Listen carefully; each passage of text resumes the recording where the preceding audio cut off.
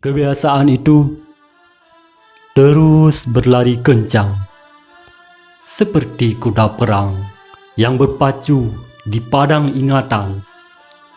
Kebiasaan itu seperti akar yang menjalar, mencengkram debu tanah di lingkungannya dan engkau tumbuh di atasnya. Kebiasaan itu adalah tanda pengenal bagimu, karena kemarin dan lusa engkau masih melakukannya. Kebiasaan itu akan menghukummu, memperlakukanmu sebagai tawanan. Kebiasaan itu awalnya masuk dari gerbang pengetahuan yang tertulis dalam kitab zaman usia.